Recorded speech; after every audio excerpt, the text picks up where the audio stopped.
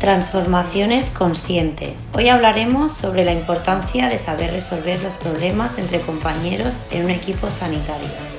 Cuéntanos, Nuria, ¿por qué es tan importante saber comunicar de manera efectiva? Muy buenas. Gracias, Tania.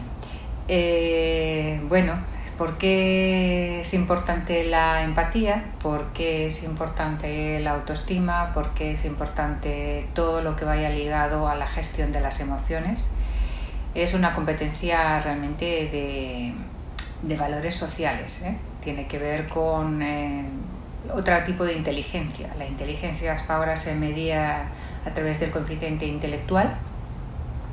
En el momento que todo el mundo va a la universidad es que tiene un coeficiente intelectual más o menos dentro de la media, o incluso los hay que lo superan. Y luego está el trabajo de las competencias y los valores que tienen que ver con la inteligencia social y que van ligados con la inteligencia emocional. Entonces, de los dos van de la mano, por eso se habla de la empatía y se habla de la autoestima.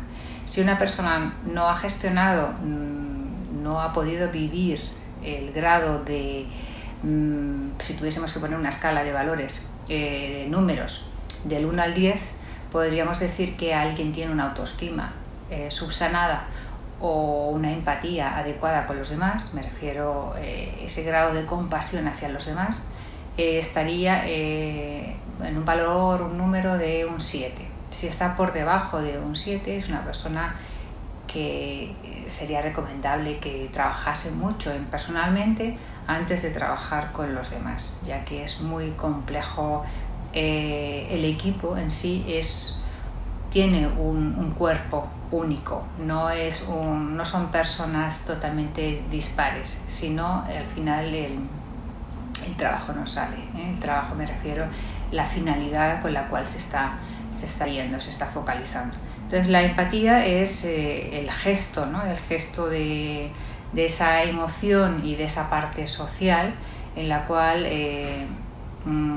se tiene esa compasión hacia el otro, esa valoración de con quién estás hacia el otro, sabiendo perfectamente pues qué virtudes y carencias puede tener. Entonces, adecuarse. Por ejemplo, no es lo mismo estar dirigiéndose hacia un niño que cuando hay una problemática de salud mental o una problemática social, o alguien que está pues en un momento a lo mejor polimedicado. Entonces esa empatía significa ajustarse a esa realidad con la cual te tienes que dirigir, ¿eh? Y que no tiene que gestionarse desde el ego o desde el conocimiento de uno, sino para estar hacia el otro, en disposición hacia el otro. La autoestima ya lo dice, auto quererse. Pasa por complejidades desde cómo nos han enseñado desde que nacemos hasta los 6 años, con referentes emocionales, sobre todo el padre, la madre, los abuelos, y luego cada familia tiene una complejidad diferente, o unos integrantes, ¿no? Diferentes. No necesariamente tiene que haber un padre, una madre o abuelos, sino aquellos que han conformado esos primeros años en tu alrededor. Ese alrededor familiar, o lo más familiar posible, hace que tengas una sensación de valor de lo que vales hacia los demás, por lo tanto lo llevas hacia el valor de uno mismo. Entonces el quererse, habría que revisar cómo te han querido o crees que te quieres, sobre todo en edades muy tempranas. Habría que revisar ese concepto de autoestima. Por eso tal vez hoy en día las redes sociales nos dan a ver que realmente hay por debajo del 7 de la autoestima, ¿eh? La gente basa el valor en el valor económico o en el valor de cómo me muestro hacia los demás, o físicamente ese valor, pero todos los demás no los trabajan, ¿eh? Entonces difícilmente esa persona siempre va a cojear, ¿eh? Va a tener una problemática, y eso dentro de un equipo pues también se muestra. ¿Y podrías explicarnos un poco, porque dentro de cada persona, bueno, cumple un rol, cumple un comportamiento. ¿Puedes explicar 3 roles de trabajo negativos y poner ejemplos de cómo se pueden reconducir a positivos y el impacto que puede generar un rol negativo en un trabajo? Bueno, hay frases ya hechas, ¿no?, para eso, que es contar hasta 10. Todos tenemos un mal día, todos tenemos una mala interpretación, todos tenemos unas limitaciones, todos tenemos una percepción de la realidad diferente, todos tenemos una autoexigencia diferente, y entonces esas malinterpretaciones van a ser diarias, constantes, grupos grandes más, se pueden llamar conflictos o se pueden decir temas a solucionar de la manera más inmediata posible. O sea, cuando se juntan varios factores que no se drenan bien, se acaban haciendo una bola de nieve bastante grande, ¿eh? Entonces, el reconducir, ¿cómo se puede reconducir temas que no son agradables para los demás? Pues con la actitud de quererlos gestionar, de quererlos solucionar. ¿Cómo se solucionan? Pues se solucionan desde todas las partes, desde quien se equivoca y de quien interpreta. O sea, es el emisor y el receptor. Tiene que haber un buen canal de comunicación, para eso tiene que haber una transparencia y de una autorresponsabilidad de lo que está sucediendo. Entonces, admitir, ¿no?, que un problema es compartido, está compartido, es mejor que decir que el culpable es una persona determinada. Esta sería una manera de resolver uno de ellos. Pues desde un malentendido, como puede ser, me han dicho en el pasillo, ¿no?, en un contexto laboral asistencial, me han dicho que nos van a cambiar las guardias y a ti te va a tocar trabajar el doble. Bueno, eso dicho en una cafetería, dicho en un pasillo o dicho de la manera que no corresponde a la persona que lo tiene que transmitir, y posiblemente se haya deformado esa transmisión, ¿sí? Y luego hay que saber si ha habido un cambio, porque ha habido un cambio de trabajo y se tiene que resolver con el grupo, y a veces pues toca o se resuelve con personas determinadas puntualmente. Entonces, si se explica bien, no tiene por qué generarse un conflicto. Y eso trasladado a cualquier sector, pues desde un paciente también puede tener un conflicto a la hora de que nadie le diga, le resuelva desde un diagnóstico que esté esperando, que nadie le explique qué significa después de un diagnóstico lo que va a suceder, o quién va a ser el referente o la referente que le va a llevar o gestionar el caso. Entonces, a veces los conflictos no solo existen en equipos, sino que se pueden derivar de no haber comunicado bien a terceras personas, que en un principio son las que tenemos que cuidar, que son los pacientes. A partir de ahí, todo el equipo es un engranaje. Se trabaja desde quien atiende a la puerta a quien te da el alta, o sea que desde el inicio hasta el final. Entonces, los conflictos van a suceder con posturas no adecuadas de cómo se dirige el lenguaje, posturas del lenguaje no verbal, que a veces pueden ser un equívoco de saturación, sobrecarga laboral, tener problemas personales, ¿sí? Y que lo que parece es que tengas a lo mejor un conflicto laboral, cuando a lo mejor hay un conflicto personal y familiar, ¿no? Entonces, estaría bien que a lo mejor hubiese alguien que se dedicase no a solucionar constantemente, pero sí como un referente para este tipo de problemáticas que generan que el ambiente, en vez de ser dinámico, se quede estancado. En tu caso también has sido trabajadora y eres trabajadora. ¿Podrías dar algún consejo cómo saber gestionar tu vida privada con la laboral? ¿Cómo no pasar los problemas que puedes tener en el ámbito? ¿Cómo haces el clic cuando trabajas? ¿Te ha pasado alguna situación que te has visto que te costaba pasar página? Cuéntanos un poco. ¿Cómo puedo resolver o cómo he resuelto yo esos problemas de la parte más íntima a la parte más de equipo?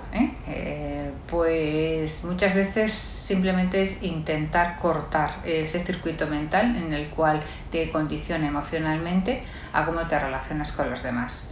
A veces se puede y a veces no. Y a veces lo que puede ocurrir es que necesitamos herramientas externas. Significa que esas herramientas externas pueden darse después del trabajo, como puede ser una orientación psicológica, puede ser hacer ejercicio, puede ser hacer ejercicios de relajación y de meditación y de respiración, como pues incluso resolverlos en un pequeño comité, que podría ser la amistad. Las amistades normalmente resuelven muchos más conflictos que otro tipo de personas, pero aún así yo creo que los apoyos y las relaciones de ayuda deberían de existir cuando hay mucha presión de trabajo. Y muchas veces, hablando del trabajo y cómo se concilia el trabajo con la mujer, a veces es complejo, ya que la mujer asume por defecto y a nivel cultural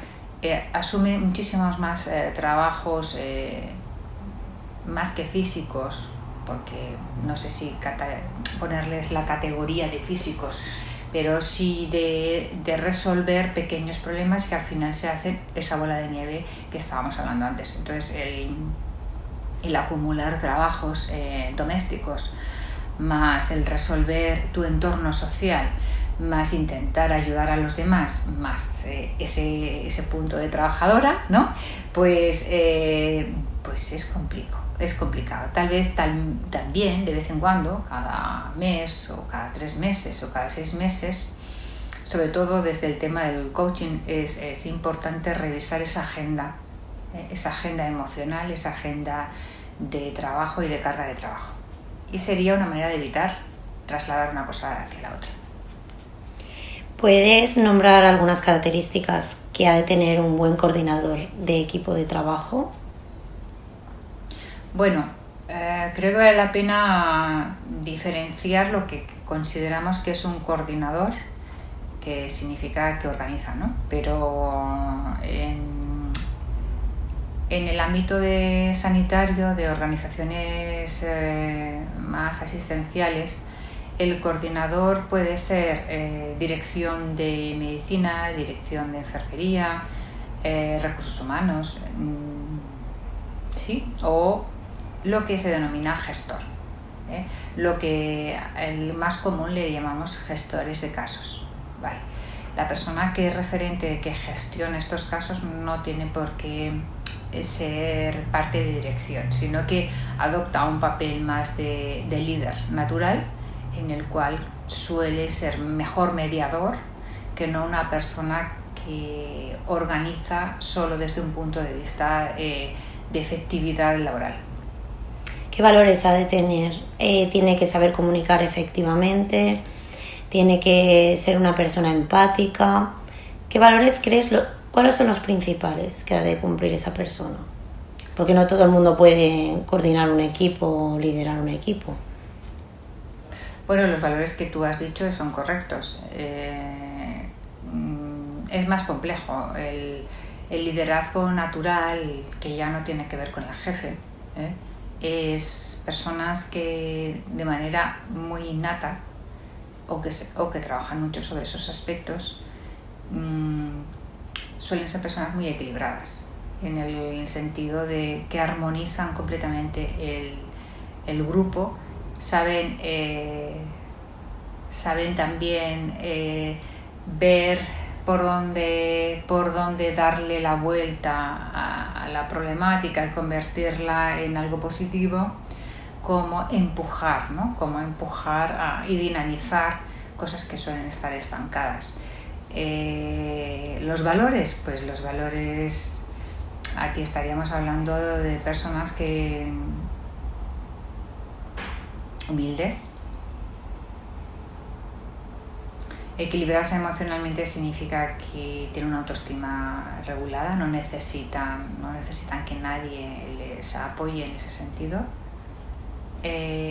tienen una seguridad en sí mismas bastante elevada, significa que de alguna manera también tienen un trabajo interior, o sea que son personas que tienen posiblemente una espiritualidad, por decirlo de alguna manera, más grande que otras personas que no se han trabajado en la parte interna. Miran por el bien común, no bien por el bien personal. Equitativas, equilibradas en el sentido de la justicia social, justicia de equidad, de equilibrio. Y bueno, a ver, se le pueden añadir muchísimos más, pero yo creo que serían estos los principales. Muy bien, gracias. Y bueno, ahora vamos a hablar un poco del estilo propio que tienes de resolver equipos, de conflictos y cuál se adapta mejor a tus características y preferencias personales. ¿Cómo resolverías un conflicto que se ha hecho en tu equipo de trabajo?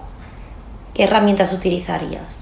O sea que no, la pregunta no es general, sino cómo lo haría. Sí, personalmente. Claro, eso significa cómo lo haría bajo mi personalidad y mi manera de ver el mundo. No significa que los demás lo hagan igual. Bueno, la orientación desde Nuria es mirar siempre el terreno, hacer un mapa lo más próximo a la realidad, en el cual a veces puede llevar días o meses el elaborar ese mapa. Por lo tanto, dar oportunidad de cambio, dar oportunidad de mostrar la valía y a la vez de detectar en qué se puede subsanar o ayudar o gestionar ese tipo de camino, ¿no? Porque el camino, el mapa no deja de ser un camino en el cual yo creo que todos recorremos un camino, todos hemos tenido en algún momento un mentor o un tutor y bueno, yo normalmente suelo tener ese rol, más tipo mentora o tutora, mirando las posibilidades de sacar el máximo potencial de las personas. Y con eso para mí sería la mejor manera de resolverlo. Bueno, Nuria, muchas gracias. Pues hasta aquí por hoy. Nos escuchamos en el próximo podcast de Transformaciones Conscientes. Gracias, Nuria. Gracias, Tania. En el próximo podcast seguiremos tratando el tema de Coach Salud y la importancia de conocerse a sí mismo para liderar mejor. Si te ha gustado este podcast, compártelo. Y si quieres estar al día de nuestros podcasts, síguenos en redes sociales y en este canal.